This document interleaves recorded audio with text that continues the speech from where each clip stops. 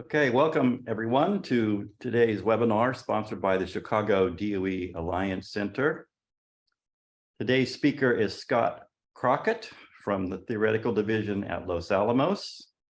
Scott's research focuses on equation of state theory and modeling. And during his 2 decades at Los Alamos, he's generated over 200 equations of state for materials ranging from metals to polymers. He currently serves as the equation of state project lead of the Advanced Simulation and Computing Physics and Engineering Models program. And for the first 20 years of his career, he served as the principal contact for the Sesame database, which he'll touch on today. Scott's degrees are in physics from the University of North Dakota, and he currently serves as an adjunct professor there. And today's talk is really a follow-on to the talk last week on experiments directed at equations of state studies at Z that Pat Kalita gave. So over to you, Scott. Thank you for agreeing to give this talk.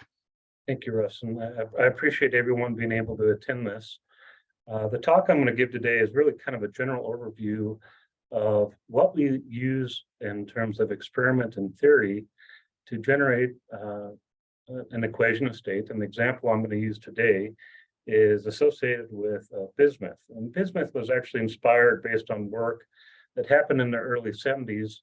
And one of the individuals who's just recently passed away, Dennis Hayes, was one of my mentors. And so this is, I guess, a part of a dedication to him. Let me, first of all, talk a little bit about the equation of state program at Los Alamos, and in particular, what our main drivers are. We have approximately 23 staff under the equation of state project, funded under about a $5 million budget. And our main drivers are associated with equation of state production, and that includes generalized modeling, model development, as well as the creation of Sesame equations of state. And I'll talk a little bit about what the Sesame database is in just a second. We also manage software such as the interpolation library that is used to leverage the Sesame database. And this allows you to calculate the various thermodynamic variables from our database and plug it into things in the hydrodynamics codes, for example. The software package is also GPU enabled, so you can leverage these high performance computers. We are also responsible for the main production, EOS production code at Los Alamos, which we call Open Sesame. And you may have heard of terms of Grizzly or Panda by Jerry, which was a product of Jerry Curley from many years ago, who was one of the architects of the Sesame database. We also maintain management software tools. But one of the main products that I've had to oversee for about 20 years has been kind of our bread and butter, and was originally came about was the Sesame database, which is the storage of the equation of state in terms of Helmholtz free energy, pressure, and internal energy as functions of density and temperature, from which you can derive all your other thermodynamic variables. And its original incarnation came from around 1972. And the intention was this was supposed to be a global repository at which people could contribute to, much like a journal. And it was a means to provide equation of state information actually to the international community. We also, our fundamental work that we develop at Los Alamos is we have about half the project is responsible for doing density functional theory, and at which I'll talk about what we leverage from the density functional theory, but we also have experts in quantum molecular dynamics. We have another field that's called pseudo-atom molecular dynamics.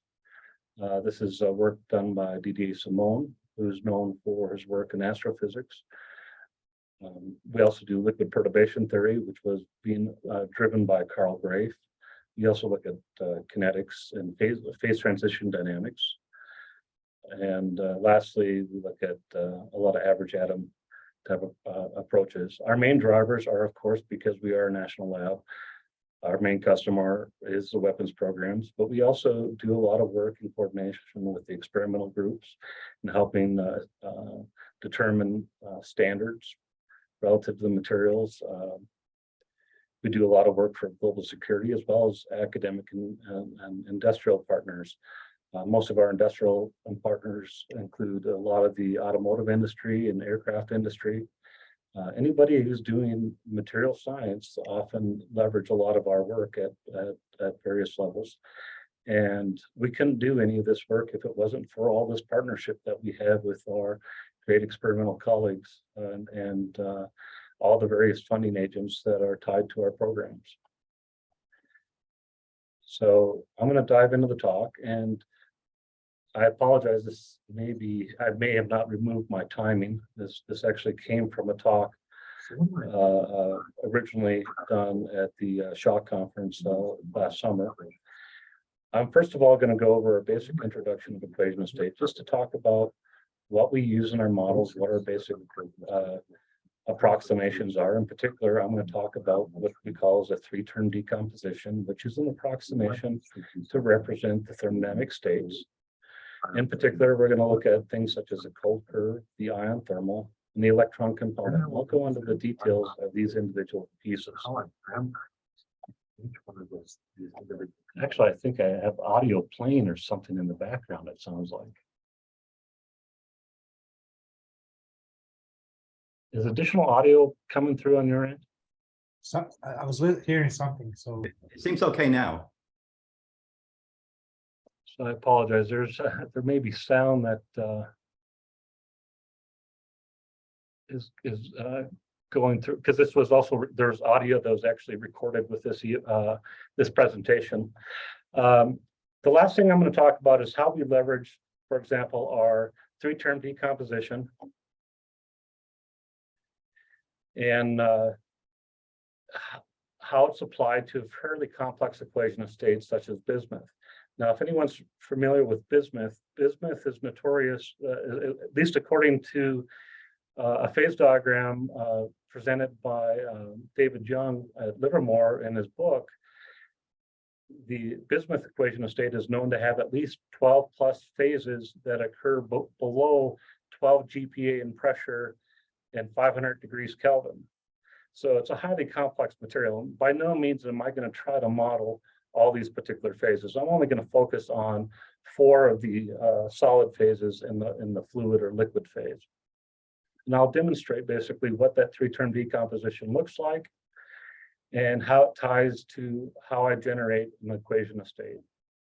In any given one of these slides in terms of these subjects, by all means, they're a talk in themselves. So I apologize about the high level at which I'm going to describe some of this work.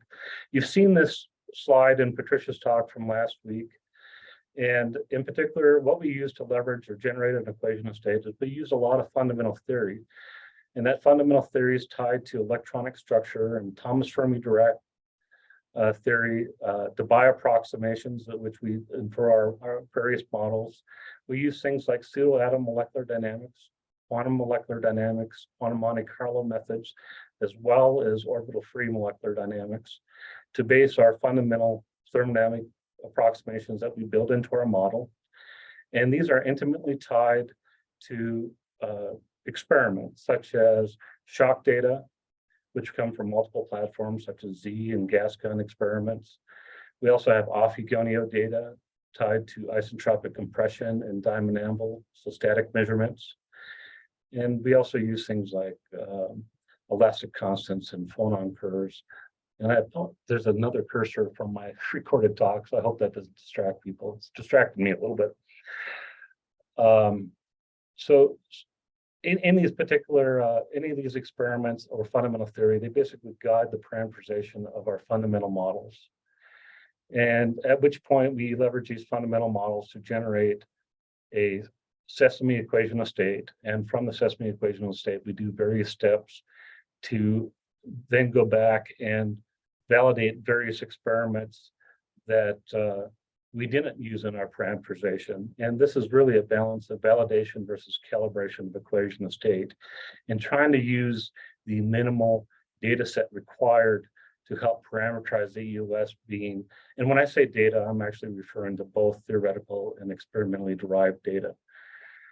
And at various levels, then we have developed techniques at which we do optimization of equation of state. I'll talk a little bit about this to further enhance how we do our modeling analysis. And these are relatively new techniques that we're leveraging within the equation of state production. And at the end of the day, what we're going to end up producing is a Sesame equation of state, which is intended to be distributed to our end users and also the external community, depending on the material. So what I'm going to first introduce you to is what experimental data we use to model the equation of state.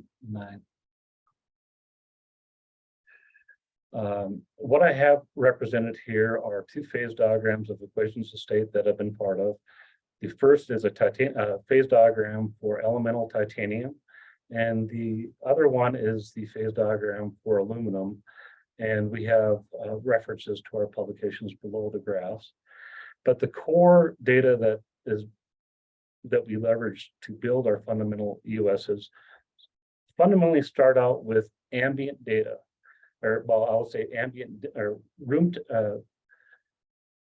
basically ambient density data that's measured all the way up in temperature. So it's isobaric data. Isobaric data is actually one of the main data sets that we have temperature measurements. And temperature, by all means, is one of the most difficult things to constrain on equation of state.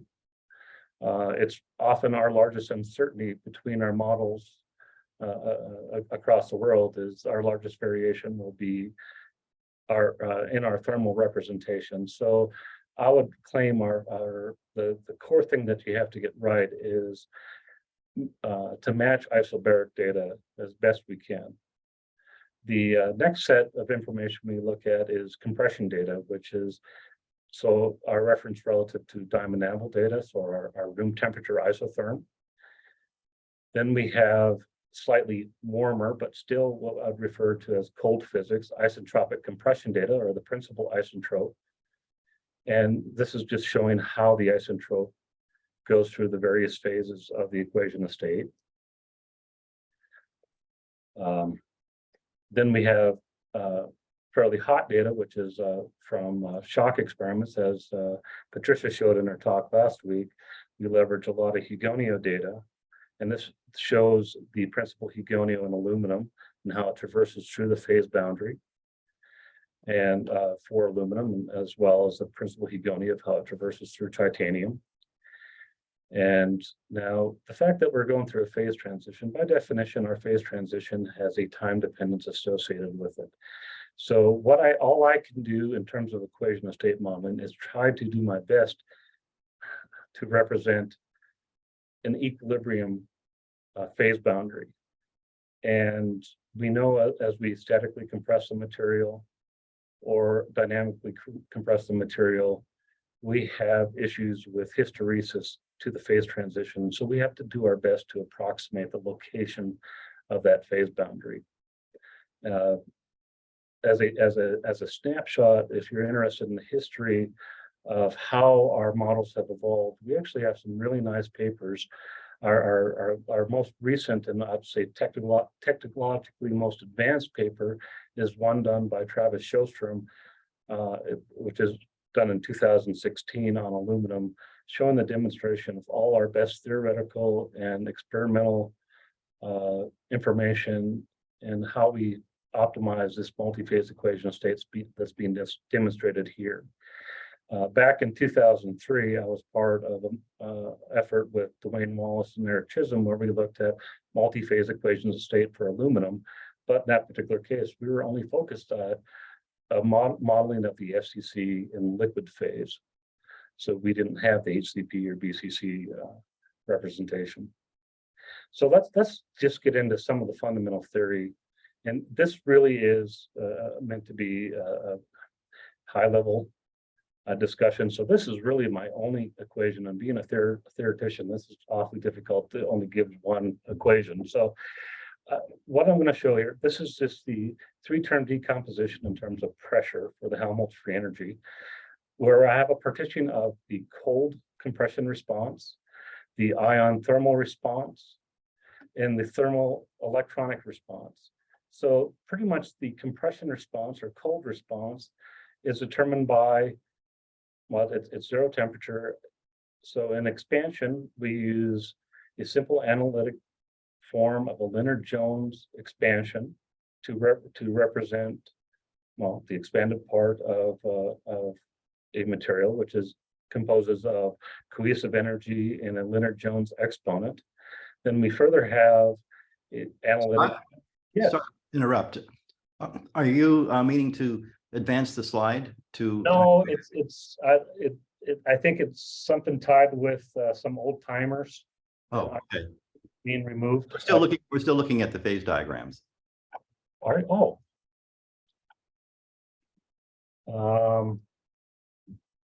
Did it update again? Not yet. Sorry, there must be a latency on my side here.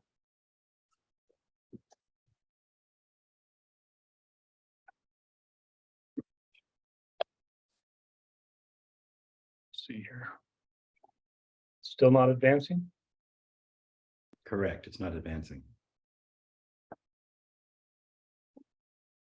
Let me try to do a swap here on presenter mode and see if that helps. Or you could restart. It's still the same. It's not changing.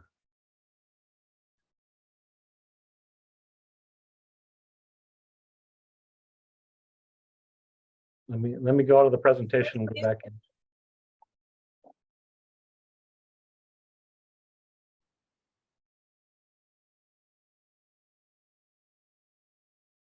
Has it updated? It has not for me. Let me try to turn off my video and see if that helps.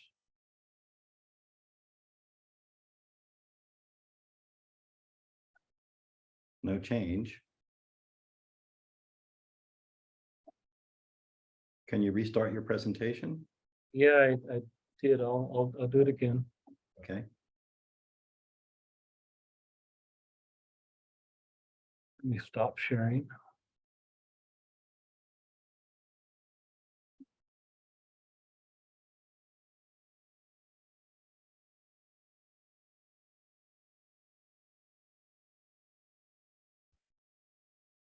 Okay, that looks good. You want to go to presentation mode?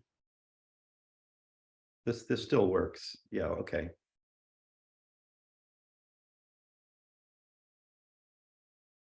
That's great. It's now updated? Yes. Mhm. Okay, so if it happens, yeah, just let me know if it's not advancing. I'll make, if it doesn't go to the next slide, just let me know, please. Okay, sure. So what I have here is basically the three-term decomposition of the free energy. And then so in this particular case, it's my cold compression response, which is broken up into a Lennard-Jones term for that represents the expansion. I have the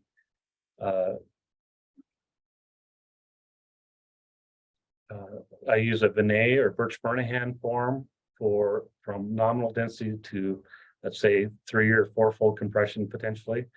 And then we try to match into things like DFT and TFT at high compression. The next term is the ion thermal response. The ion thermal response is represented based on a simple Debye approximation. And we leverage things like phonon curves from DFT as well as experiment to best approximate what that characteristic temperature should be. And each phase and each has a different Debye temperature and different greenizing parameters. So you do a localized optimization per phase per crystalline structure, and up to the and this is we do this where it's valid up to the Dulong-Petit limit. Then we do a transition for the liquid, at which we transition over to an ideal gas approximation to correct out the specific heat for the fluid. And lastly, we do a thermoelectronic. And the thermoelectronic model is really only composed of two parameters, which is the atomic weight and atomic number of the material. So let's see if it does it advance. Yes, that works. Excellent. So let's first talk about the cold compression response. In particular, this is obviously with this community relative to static measurements. What we do is I'm showing titanium where I have alpha phase, omega phase, beta and gamma phase diamond enamel data. And with the diamond enamel data, given the variety of experiments that are available, I have to kind of come up with a means of how to reduce the scatter in the various experiments and determine what it would say is the ideal cold compression response. And in this particular case, in our Vinay model, this is just application of using something like Vinay or Birch-Mernihan, which we only have 3 parameters, which is our cold density or bulk modulus and B prime, which is the pressure derivative or the pressure derivative of the bulk modulus. Then in expansion, we have 2 more parameters that represent our cohesive energy in Leonard-Jones exponent. And this ultimately is the way in which we tune in things like the location of the critical point. Now this automatically changed on me. Is this? And lastly, at high compression, we go to the Thomas Fermi Dirac limit. So at high compression, we go into something like TFD. We also consider using more advanced methods in intermediate regions where we don't trust the Thomas Fermi Dirac solution. But to try to reduce our uncertainty in our equation of state, often we end up also leveraging density functional theory. And I did change the slide, so hopefully it changed. Yeah. In this particular case, one of the things we will do is we overlay the theoretical calculation with the experiment to look for consistencies. And with electronic structure, there's various potentials you can choose and change the number of electrons that are represented in the valence versus the core. So anyhow, we use this as a means to look at the normalization of these calculations relative to the experiment to determine which calculation and which experiment are consistent that help us draw the appropriate correlations for the thermodynamic variables. And you can see Nanad, who's also on this talk, has contributed to a lot of the measurements. This particular comparison is only focused on the BCC phase of the equation of state. So that covers kind of the cold compression response. The next thing I'm going to talk about is the ion thermal response. And this is ultimately where the rubber hits the road and allowing us to predict a reasonable thermal approximation of the equation of state. And if you have to really get this correct to be able to extrapolate with some reasonable amount. So what you see here are 4 graphs that represent the thermal expansion versus density. So it's density versus temperature, which is the representation of the thermal expansion. Then actually the thermal expansion quantities themselves, which is tied to d rho dt. So you're actually calculating the derivative of the density here as a function of temperature. In addition, we have specific heat and adiabatic bulk modulus. So I'm going to go through what each one of these pieces actually mean. So for density versus temperature, what you see here plotted are the thermal expansion for the solid phase and also the respective liquid phase for aluminum. And we do our best to make sure that we match the relative slope in the thermal expansion to capture the thermal behavior. At the same time, we are also determining the Debye temperature such that we appropriately match the specific heat. Now, when you are looking at CP is not independent of also, you have to take into account the thermoelectronic contribution as well to appropriately get CP. So if your thermoelectronic model is bad, you can, by mistake,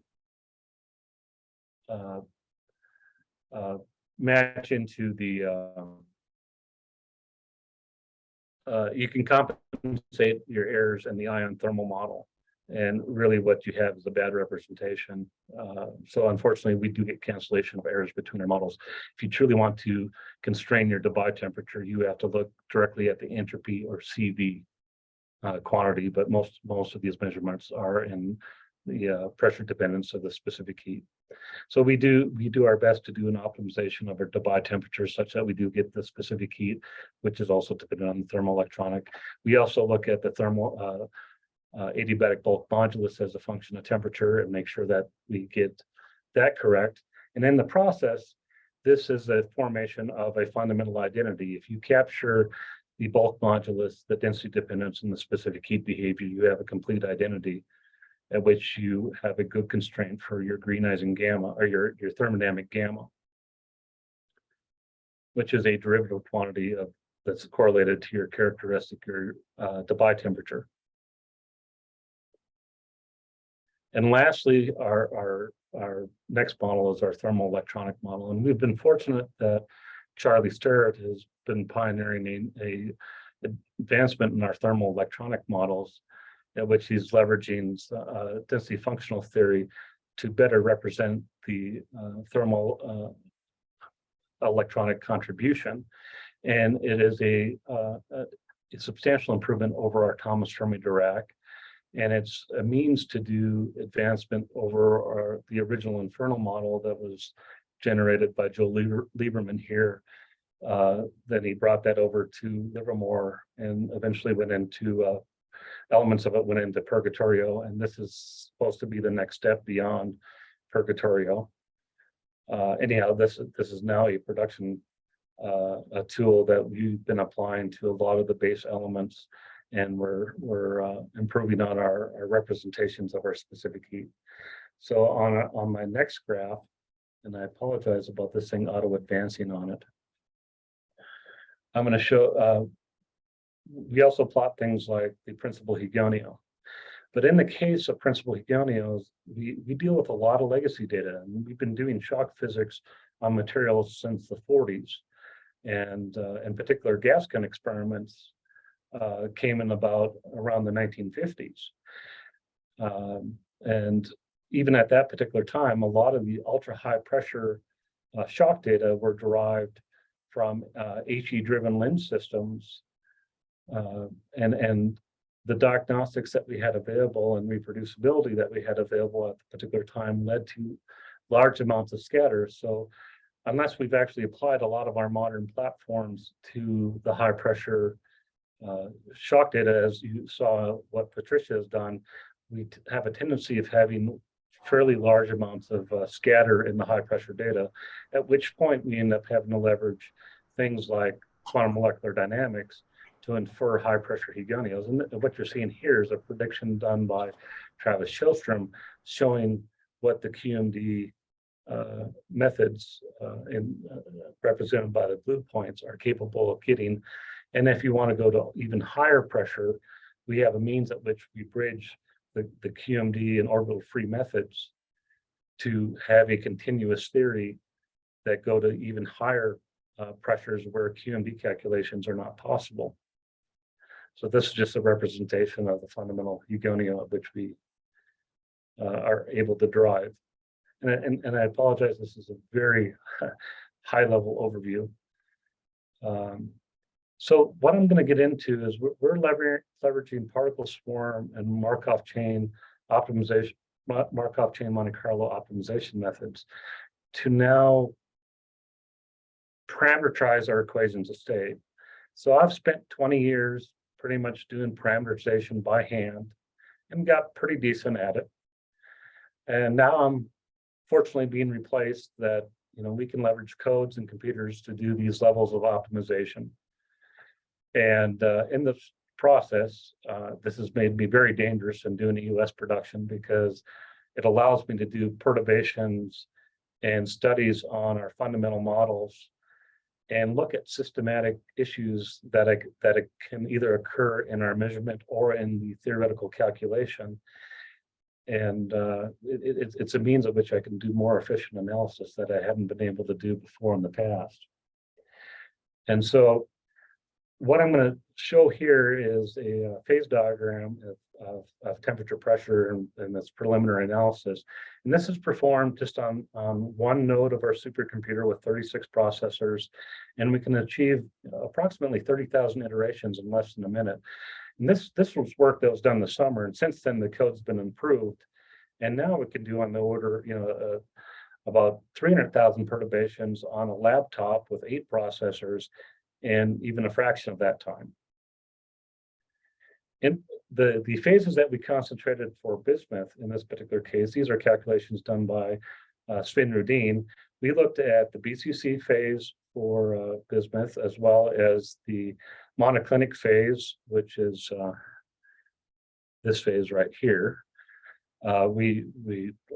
Sven also did calculations for the rhombohedral phase, which is pictured on the lower corner, and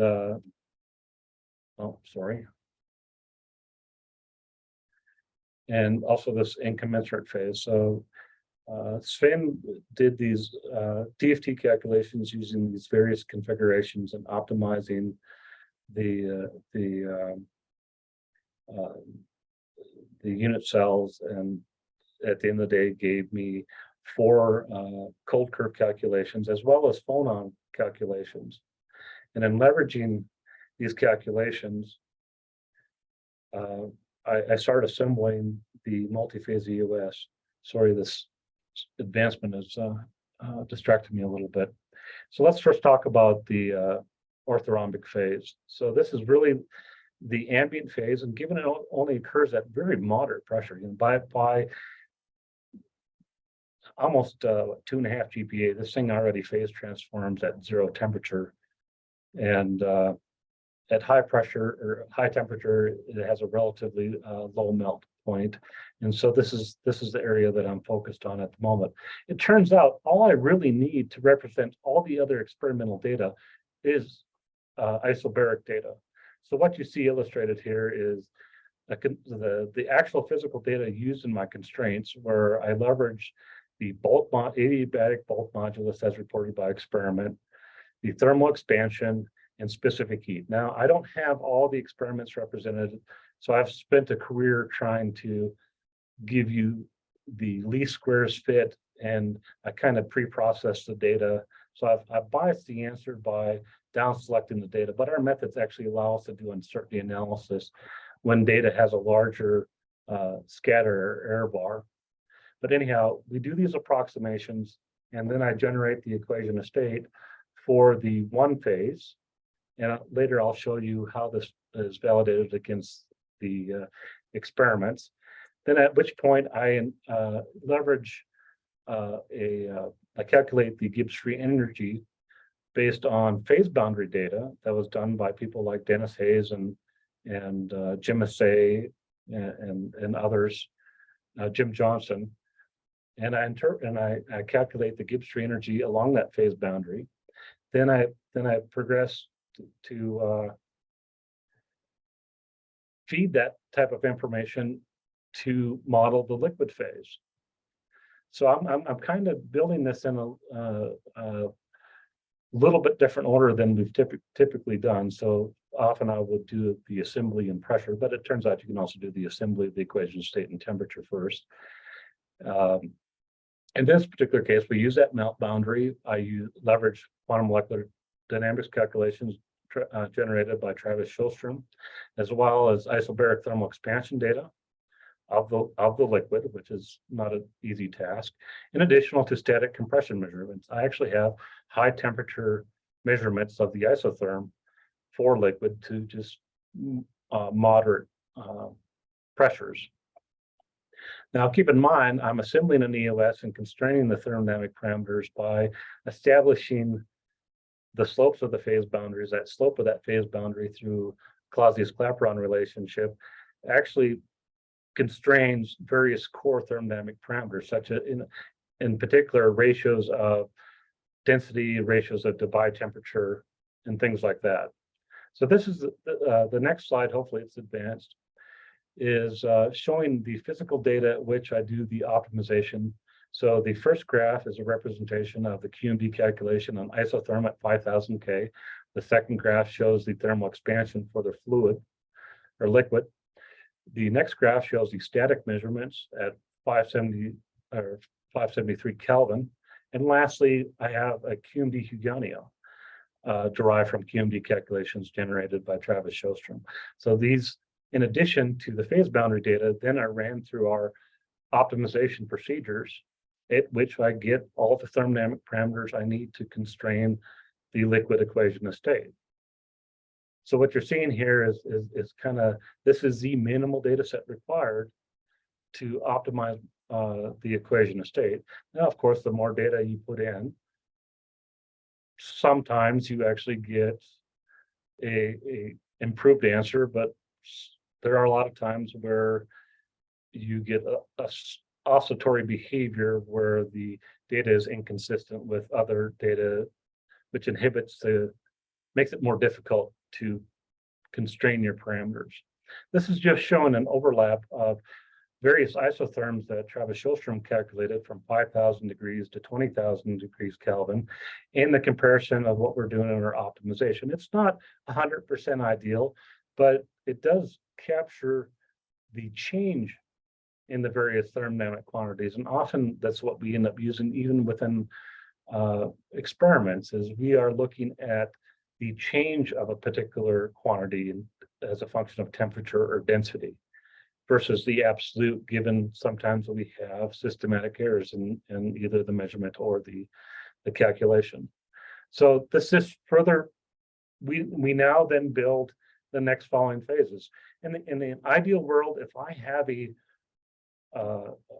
well-established triple point, that triple point is really a strong constraint on all three phases to make the various thermodynamic functions, at least the ratios in the various parameters, to have a fixed quantity to get those parameters correct. And in this particular case, you're seeing two triple points being represented, at which I'm going to do an optimization of the two phase. So I'm leveraging those two triple points in addition to the diamond anvil transition point. So I'm assuming that diamond anvil is actually representing the equilibrium transition.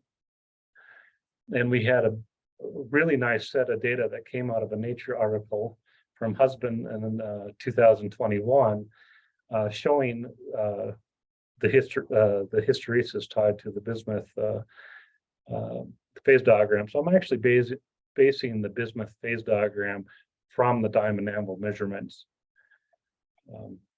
So in this optimization, I then go through and derive what the two phase is, and then further apply the exact same procedure where I take the diamond anvil data and the DFT data, as well as the slope of the phase boundary at measured points, and then infer the thermodynamic parameters and so forth. And I just continue to assemble this, which is quite dangerous because it's very easy to get propagation of error that makes the next phase worse and worse. And so it does require a couple iterations and some very careful analysis of how you leverage the various information. And it's taken experience to be able to do this in a very efficient way. And furthermore, so you can see now we're going to also do a parameterization of the 5 phase. In this particular case, we did have room temperature data for the 5 phase, but it was a very limited range at which time I was using the EOS. There's actually higher pressure data that I wasn't aware of at the time. And so not having that other data was actually good validation of our DFT. I happened to take the DFT calculations from Sven Nudin and force it to have the same delta V or delta rho quantity or change in the density across the phase boundary as the diamond anvil data predicts. And actually they were very consistent. In addition, we also had phonon calculations from DFT, which I didn't implement at this particular time. But this is now showing what the fully optimized EOS with an overlay of all the, actually it was DFT cold curves that were adjusted to room temperature as compared to the diamond anvil data. And you can see they're all self-consistent. And this is actually by the design. And this is, I had this diamond anvil data up to roughly 18 GPA, and you see a relatively good fit. At the time I was putting together the presentation, of course, someone told me, hey, you're missing some diamond anvil data. So we found this other source here, and to much relief, our DFT calculations were in pretty good agreement, but it's also getting in the regions where we know diamond anvil data may have non-hydrostatic effects as we go to higher and higher pressure. And the thing I'm not showing here at the moment, and I was hoping that Zolt would be on this particular talk, but Zolt has been involved from Livermore on some high pressure BCC measurements that were in addition to the dynamic DAC work. And I'm not going to say how well it does, but when Zolt publishes the data, you'll be able to see the comparison of how well our predictions look compared to the latest measurements done at Livermore on BCC bismuth. The next curve I'm going to show you is the Hugonio. Now, because we're going through phase transitions, we have that effect. You know, we have a hysteresis that the transition mechanisms have kinetics effects that are tied to it. And you can see in the zoomed up curve and pressure density, the hysteresis that shows up in a lot of this particular configuration of shock data that obviously I cannot represent in an equilibrium equation of state. So this requires you to have multi-phase strength models in particular. So you have to have strength parameterizations and shear modulus represented for each one of the individual phases. And then in addition to it, you have to leverage these rate-dependent models to then infer a kinetics response to capture the hysteresis.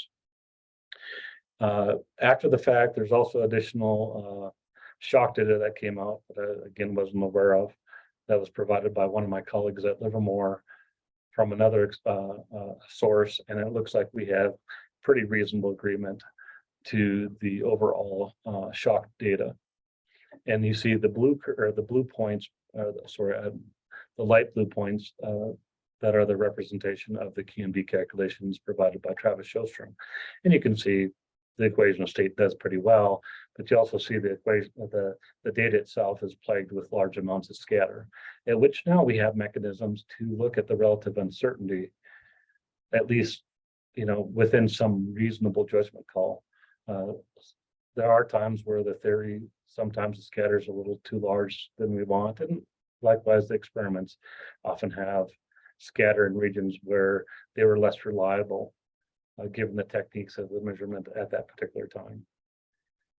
And lastly, I just want to kind of show you another prediction of the equation of state. This happened to be the earliest pyrometry data that I was aware of under dynamic loading that was done by Dave Holtkamp and a collaborator, a French collaborator.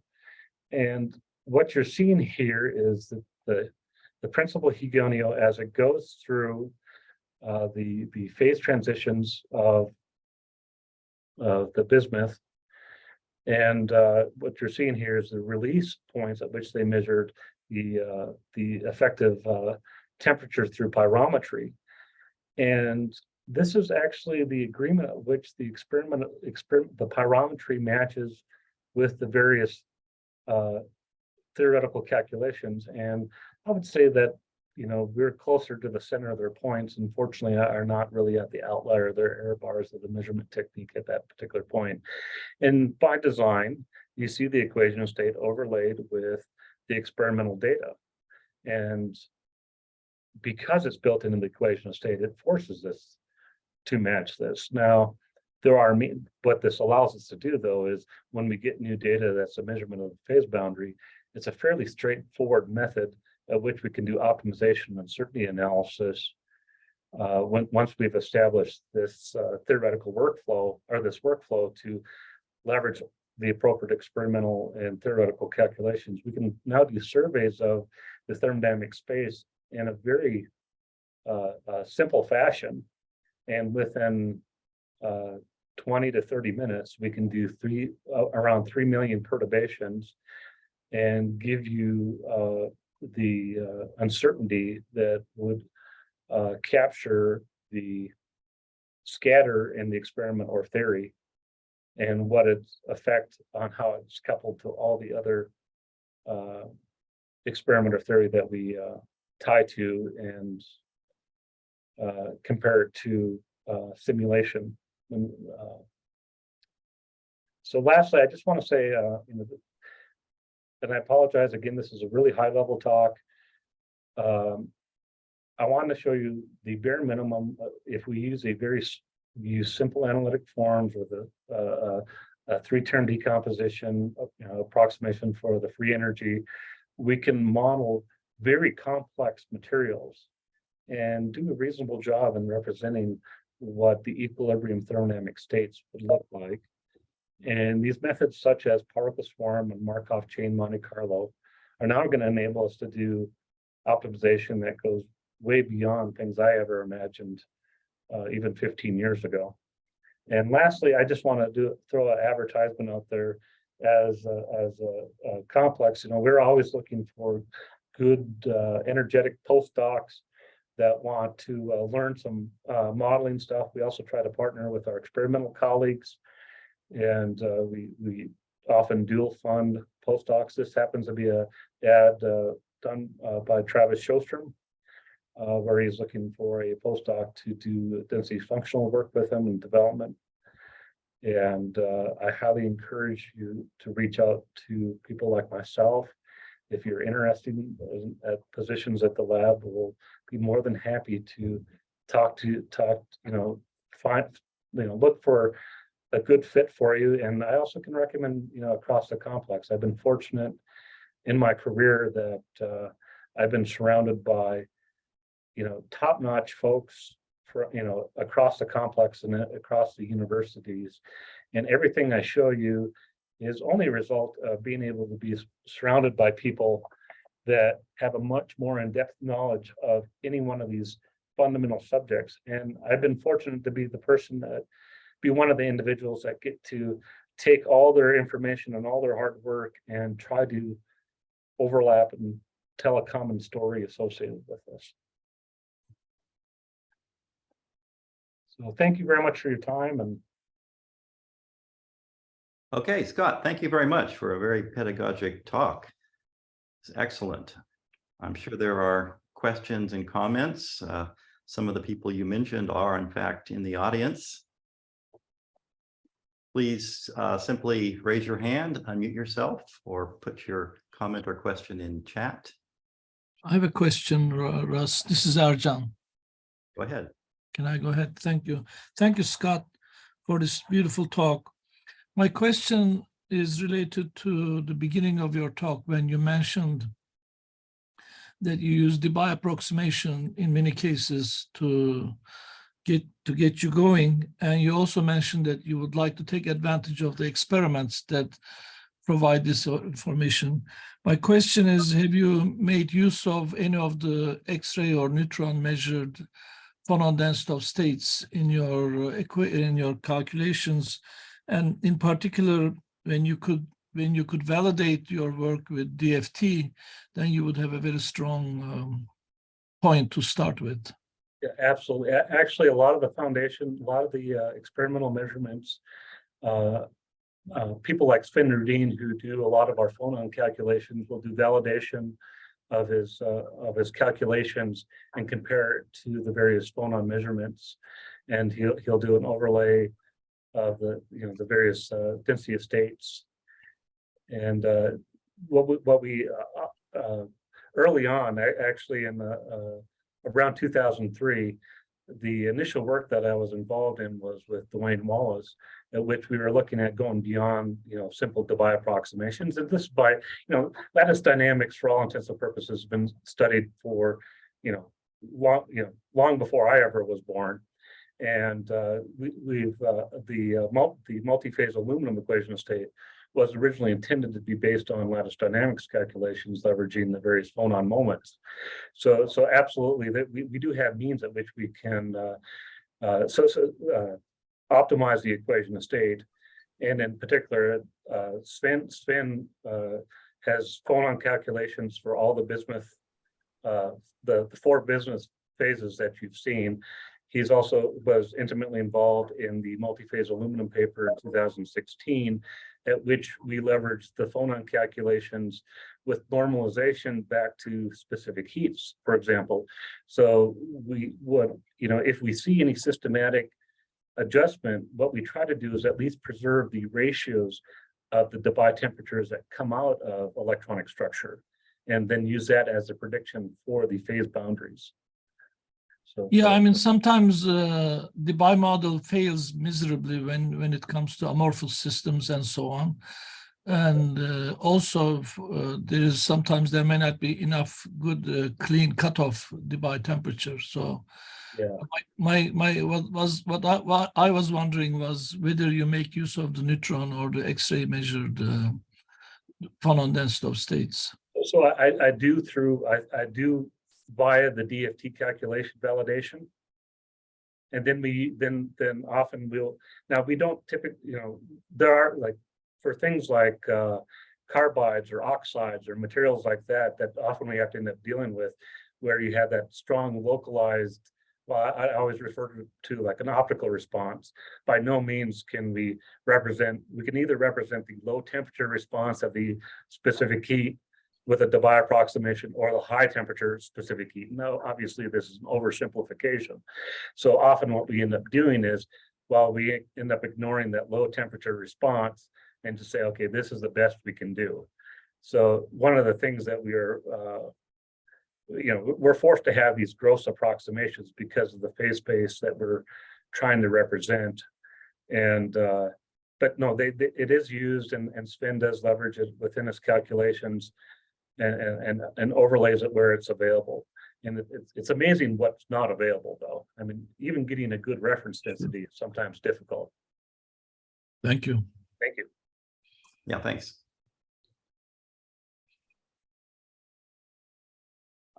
I guess I'd like to ask a question regarding sort of the effect of mixing theory and experiment, or simulation and experimental results. And you gave the example for one of the phase boundaries where you used a constraint from theory and experiment on the delta V or the delta rho across the transition. And so my question really is, when you, as data improve, both by improving simulations and better experiments, first, how do you go about updating your phase diagrams in general?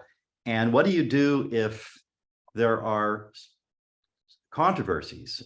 Two different experiments or two different simulations give you very different results. And there have been classic examples of that in terms of melting curves. So what do you do about that? Do you have two different phase diagrams? And how do you track all that information? It's exceptionally difficult. And this is something that Dwayne Wallace and J.D. Johnson spent a lot of time trying to instill in me, is how to cipher through all that information when you have contradictory data. And by no means is it straightforward. I will say we have a procedure now with these established particle swarm and Markov chain Monte Carlo methods that, in principle, my goal in the future is, let's say if I just have experiment, I can do a fully optimized equation of state that is purely 100% based on, experiment A or experiment B, and look at the variability and what its consequences are to other experimental information. As you very well know, I mean, hysteresis, the fact that we look at phase boundaries in general, it's sort of abstract that, I put in a phase boundary and it's meant to be an equilibrium representation, but, diamond anvil cell may say, for example, like, look at titanium or other materials. They have these huge hysteresis where the equilibrium transition should only be 1 GPa, but the data shows that phase existing up to 20 GPa. And at the end of the day, I have to make an approximation. So the nice thing is each phase in principle technically exists over the full range of the Sesame table, or Sesame range. And I forgot to mention about this. A Sesame table is generally been designed to go to 2 × 10⁶ in compression and 10 to the 9th Kelvin. Now, every single equation of state, including my liquid, cover these ranges. So my liquid, by design, has a cold curve. What does zero temperature mean for a liquid? You know, and so as a result, if I do the thermodynamics correctly, in principle, I have a lot of things that, you know, we can start looking at other physical mechanisms that drive those phase transitions. Right, right. And so it's a very difficult thing to answer, other than we are now establishing a machinery or a workflow such that once I establish this workflow and we find the baseline materials and the representative data, this is stuff that Travis Showstrom has been instrumental in the past couple of years in implementing in our Fortran codes, where we actually can do all this Bayesian analysis in a very trivial way. And once you put the data in your workflow, you are effectively trying to remove as much model bias or individual bias. You know, I have ideas of how it should work. I'm not saying that should be the right answer. So I'm trying to broaden the range at which we can represent the data. So it's actually fairly easy now to come up with a distribution of 3 million EOSs. Mm-hmm. And then, you know, what I've spent 20 years on is tell you what the EOS should be. Right. More questions, comments? A comment maybe, you mentioned Sesame and Open Sesame at some point. It's funny because we also have a Sesame storage ring in Jordan, and we have an Open Sesame program for participants. So I thought it was very funny. Oh, very nice, very nice. Yeah, it was a phrase originally coined by Jerry Curley and Bart Bennett in 1972. Well, that certainly takes precedence because we called it around 2000 and we didn't know how it fits, but we like the word sesame that fits very well in Middle East. So yeah, it's really been an honor to be part of this program, because I don't know how many people are aware of the Equation of State program, but it started in Los Alamos in the 40s during the Manhattan Project. And it was Feynman, Metropolis, Teller, Beta, Bridgman, Compton. All these names are associated with the Equation of State program. And Feynman used to be the group leader of the Equation of State program at Los Alamos. Uh-huh. And you know, the more and more I study about the history of the Equation of State program, the more and more I feel like a monkey behind the keyboard in comparison to the people, the shoes I'm trying to follow, you know, to fit into. And it's truly an honor to work with the community as we have it. And interesting. Thank you. Mm-hmm. Okay, questions from students?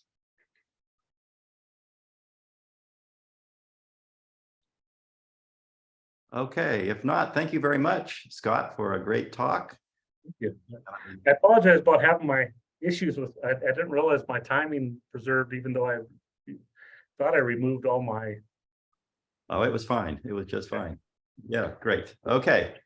If anyone wants any information or wants to talk about EOS or they need stuff, please reach out. And if I got a really good team of folks, but we also have really nice connections with Livermore and Sandia, and we really have a great community. So it's really a blessing to work in the field with the folks we do. And I look forward to hopefully seeing most of you at the SHA conference next year or this summer. Yeah, here in Chicago. Okay, thank you again. Thank you. So the next talk will be in 3 weeks. Next week is the APS March meeting. See you later.